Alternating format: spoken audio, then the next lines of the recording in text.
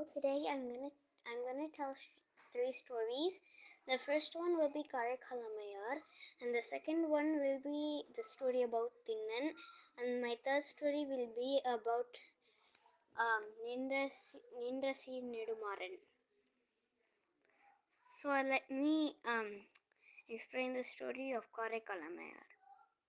There once was a businessman named Dhanadatthan.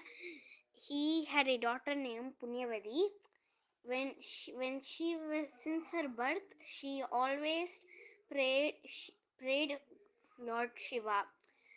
And then one day she got married to a man called Paramadattan. Then one day Paramadattan was at work when one day he told his friend to give two of the sweetest mangoes in the whole world and told him to give it to his wife Punyavadi. And he told Punyavadi that these are the two sweetest mangoes in the whole world. Say, here you go. So he told that to his wife Punyavadi. His friend gave it to Punyavadi.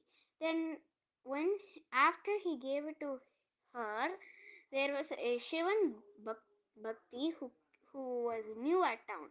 She wanted to call him to her house, so she called him to her house and gave her one of the mangoes.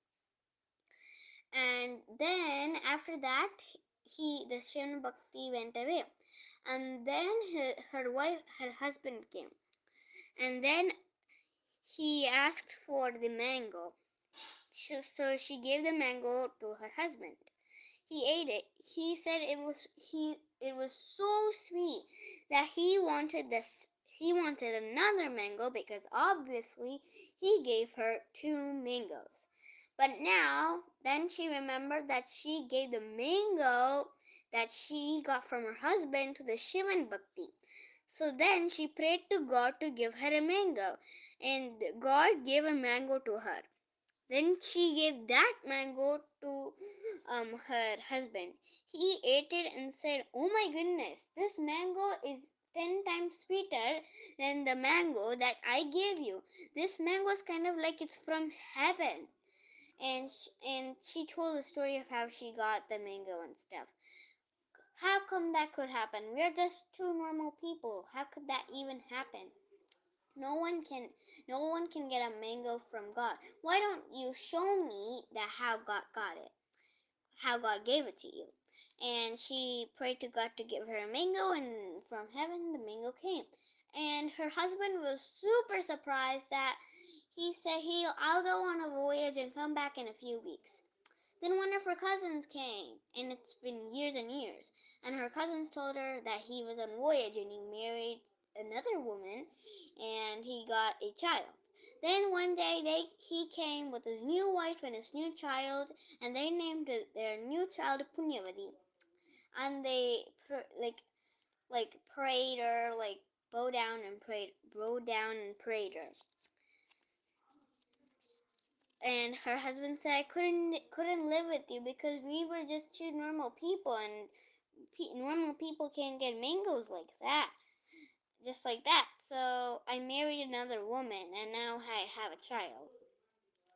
So since Punyavadi really wanted to spend all her time praying to God, she told God that she prayed to God that she wanted to be ugly, like a devil or something. Then then she can concentrate on everything, and no one would come and distract her. And then she was ugly, and then one day she wanted to see Lord Shivan dance. So what she did was, so Shivan invited her, and he told her to be at a graveyard.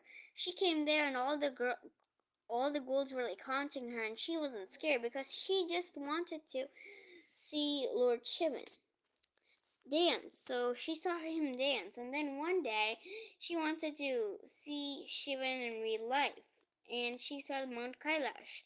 She wanted to go there, but she knew that it was his home, and she didn't really want to put her feet on his home. So she climbed upside down, And then when she was arriving, his wife asked her, "Who is that?" "Oh, that's my mom," he said. Even though he doesn't have a mom, he just said that. Then he called her amaiyar like that. Now I'm going to go to our next story of Tinnan. So one day there were two hunters who never had a child for a long time. Then one day, and they prayed and prayed to Muruga, like all the gods. Then one day they got a little boy, and they named him Tinnan. One day he was walking with his friends in a forest to hunt for meat, since they're hunters. But he got lost, and he saw a little Shivan under a tree, and he didn't know who he was, so he knew he was a god, so he just offered the meat that he got to him and prayed to him. And one day, and there was a priest who is a Brahmin, and he takes care of a Shivan temple. So one day, Tinnan came to that temple and put meat. He got a lot of meat and he put it all around Shivan. And he prayed to him and it went away. Then the Brahmin saw that and he picked up all of that, because you shouldn't actually put meat with God, because you're not supposed to do that. And so the Brahmin cleared that, and for a little while back and forth that kept on happening.